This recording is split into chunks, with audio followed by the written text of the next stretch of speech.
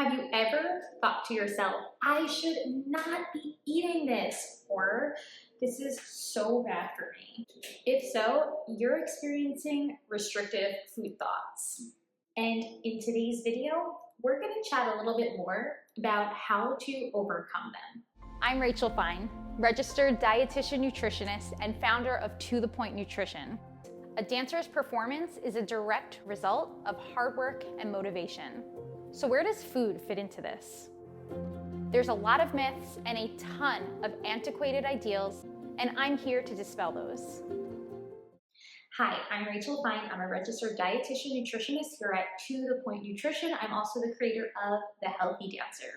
I work specifically with dancers to help them fuel for performance, but also rebuild their relationships with both their plates and their bodies. In today's video, we are chatting a bit more about how to both identify and overcome restrictive food thoughts. Sometimes I refer to this as restrictive thinking. And when compared to actual food restrictions, restrictive thinking is different, but very much parallels the same challenges that dancers experience around food and in maintaining a supportive relationship with food. And this is because our thoughts bear a strong impact on our behaviors and how we interact both with our food choices and with others around us on any given day. Feelings like I shouldn't be eating this often come alongside food guilt, which paves the way for an overall challenged relationship with food. You don't have to experience these extremes of basically every time you eat, you're either praising yourself for eating something that has been deemed quote unquote clean, or ridiculing yourself for eating something that has been deemed quote unquote unhealthy. In fact, we can identify a neutral and maybe even positive reaction to our food choices. It just takes a bit of a proactive effort, especially for dancers who are unfortunately vulnerable to dancer diet culture and wellness culture, and of course the subsequent messages that come out of them. Restrictive thinking is a type of food restriction, even if it doesn't involve an actual calorie deficit. And it's something that all dancers can work to intervene upon in a productive way. So for many dancers, restrictive thinking is unfortunately the norm, and that's a product of dancer diet culture and wellness culture. The subsequent messages that come from them that essentially instill those food fears or that guilt around what you're eating or what you're not eating. In the intuitive eating paradigm, now just to refresh your memory, in addition to being a dietitian, I'm also a certified counselor of intuitive eating, which is a non-diet approach to how we fuel our bodies. So instead of fueling our bodies relying on restrictive food rules, we're actually fueling our bodies by prioritizing nourishment and self-care, not self-ridicule. But within this paradigm, restrictive food beliefs are also known as the food police. And this concept helps us to not only identify these restrictive thoughts throughout our day, but to also unravel where they started from. So for anyone, the food police could actually be an actual person. Some dancers will experience parents or guardians who act as the food police. Even starting from a very young age, some dance educators might tell dancers to avoid certain foods or watch it or be cautious around certain foods and food groups. For example, desserts and maybe foods considered more indulgent or higher in calories. This is an example of the food police. Instilling a food belief often centers around this idea of needing to proceed with caution. So because these restrictive food thoughts and restrictive thinking can really date back from even our youngest of years, it's important when we're working to unravel these thoughts to set a realistic expectation. I want dancers to understand that there is no shame or judgment in experiencing a restrictive food thought, because no matter how seasoned of an intuitive eater you are, or how supportive your current relationship with food is, you can still experience restrictive food thoughts or the food police. Rather, I want your expectation to be more centered upon the idea of learning how to respond to these restrictive thoughts. So instead of feeling like you need to completely eradicate them, I'd rather you focus more on how you're going to respond to them. Chances are, if you're aiming to completely eradicate the food police or those restrictive food thoughts, you might set yourself up for some disappointment. Instead, we're going to work to dismantle these thoughts, or in the words of the intuitive eating paradigm, we're going to work to challenge the food police. So first things first, we need to learn how to identify restrictive food thoughts. This is often the most challenging part, and that's because dieting wellness culture, they're the norm. Messages about what we should and should not eat unfortunately loom over the dance industry. It can be hard to decipher what actually is a supportive behavior around food and what in fact is a restrictive food thought or the food police. So one of the biggest questions that you can reflect upon to help in the identification of these thoughts is to ask yourself, am I feeling any degree of self-doubt around my food choice? So that is going to be a clear red flag that you are experiencing a thought that's quite restrictive. If that thought is implying any degree of self-doubt upon your choice. But let me give you a couple examples of restrictive food thoughts. As I'm saying them, see if any sound relatable to you. Processed foods are so bad. Eating too much red meat is not good for your heart. Candy will wreak havoc on your energy and on your health. Fast food is unhealthy. Processed foods, no thanks. I've eaten way too much. I feel so gross for eating that. Okay, do any sound relatable to you? The list honestly can go on and on. These thoughts are restrictive, they're limiting, and as mentioned earlier, they imply self-doubt. Now that you've identified them, let's work to unravel them. I want you to learn how to decipher between a food rule and a food choice. Now, just to brush up your memory, food rules, those are those preconceived thoughts that often stem from food beliefs set forth by dieting wellness culture.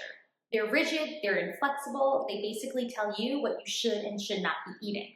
Food choices, however, these stem from a multitude of reasons for why you are either choosing to eat or not eat a food. Previous experiences with a food, so whether those experiences are positive, negative, or maybe neutral, this is going to impact your choice of that food. Of course, food accessibility, this is another major factor in a food choice. See, food rules, they don't care about your preferences. Food rules also don't care about what foods you have accessible to you. And this is where the food guilt often comes in when we are struggling with food rules. But in order to build that more supportive relationship with food, we need to make sure that we are taking into account our personal preferences, our past experiences, what is accessible to us. This is also where the idea of intention comes in when it comes to our food choices. What is your intention? I've previously spoken about all of these factors, by the way. They come into play within the Healthy Dancer food flexibility algorithm. In order to ensure that we are remaining flexible with our food choices, the Healthy Dancer food flexibility algorithm is a step-by-step approach to support your here and now decision-making around food. We consider what our preferences are. We consider our cravings, the foods that are accessible to us. All of this comes into play. And then, of course, we also consider gentle nutrition. See, food rules often jump to that last part. They often jump to the nutritional or perhaps the caloric content of food. And this is often what will eventually spiral into those disordered eating behaviors. Those very food rules, more often than not, are polarizing foods, making you feel that you as a human are either good or bad based off of what you're eating, which of course isn't the case. Your moral value is not dependent on the foods that you are choosing to eat or choosing to not eat. Now, one of my favorite quick tips for identifying and unraveling restrictive food thoughts is to reconsider should statements. So I've mentioned them a bunch of times before, but those statements where you're telling yourself what you should and should not be eating, those are red flags that you are likely making decisions based out of food rules and not food choices.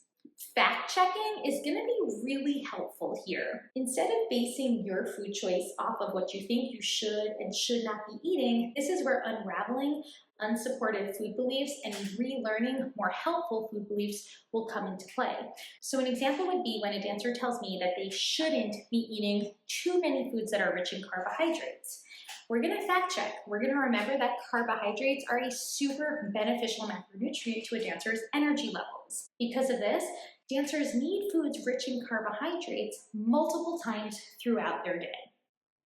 Another example is when a dancer is trying to avoid foods that are high in fat. Let's fact check. Fat holds many important responsibilities both on our plate and on our bodies. Fat is essential for hormonal building and hormonal balance. On our plates, fat helps with satisfaction. So incorporating foods rich in fat in all of our meals and snacks is truly supportive of a dancer's performance. It goes without saying that restrictive food thoughts, with or without the presence of a true and physical food restriction, so that essentially means that whether or not a dancer is restricting their calorie intake or restricting certain foods, just the mere thought of doing this will negatively impact their relationship with those very foods. And this is why we really want to learn how to dismantle and overcome these restrictive thoughts. Restrictive food thoughts and the food police, it also leads to overwhelming mealtime confusion, indecisiveness around food, and of course, inflexibility around food. This is because every eating experience ultimately becomes riddled with feeling like you're either doing something right or you're either doing something wrong when it comes to fueling your body. And for dancers especially, their time needs to be prioritized to spend on all of the learning going on and technical building in the studio, not at meal times. The bottom line, restrictive food thoughts are not just a symptom of disordered eating, they're very much a preceding recipe for the development of disordered eating. As you're doing this work to dismantle them, I want you to always remember to have a judgment-free approach. As I mentioned earlier, there should be no shame or judgment around the very idea of having restrictive food thoughts. Unfortunately, they are the norm for a lot of dancers. We want to be realistic with ourselves. We want to learn how to respond to these thoughts in the most productive way possible. And in order to do that, we need to have a judgment-free approach. And in order to do that, we need to approach ourselves with some self-compassion. We're not born with thoughts coming from the food police. They've been learned from years and years of diet and wellness culture messaging. Subsequently, it's likely going to take years and years to unlearn them. And that's what the journey is all about. Food neutrality is a super helpful tool in this process as well, and one that I work on with dancers in The Healthy Dancer. Building your food neutral lens essentially means that you are relearning how to view food without polarizing the options based off of what you feel is good, bad, healthy, or unhealthy. We're looking at food for what it is, food. Maybe there are certain textures that you prefer, aromas, colors, flavor profiles. And on top of that, we are utilizing nutrition very gently to perhaps describe some characteristics of food that can help to support our performance. Carbohydrates are energizing. Complex carbohydrates, these are higher in fiber and therefore going to promote more sustainable energy levels. This doesn't mean that all carbohydrates we eat need to be high in fiber or complex. You see the difference there? You see how nutrition information can so easily become something that's supportive to something that's obsessive? All of this work in learning how to identify and dismantle restrictive food thoughts helps in your process of learning how to utilize nutrition information in a very gentle and supportive way. I hope you've enjoyed this. I can't stress this enough, but learning how to identify and dismantle those restrictive food thoughts will be incredibly helpful in your rebuilding of your relationship with food. So even if you feel like you are fueling your body sufficiently and adequately throughout the day, remember, restrictive food thoughts can still loom and be quite limiting to you down the road. You're going to want to strengthen your food flexibility muscle, work with tools like the Healthy Dancer Food Flexibility Algorithm, Food Neutrality, and for deeper support, reach out. We can work together within the Healthy Dancer to detangle all of the confusion that comes alongside this. But first, give me a like, give me a subscribe, be the first to know when I post new content, and I'll talk to you soon.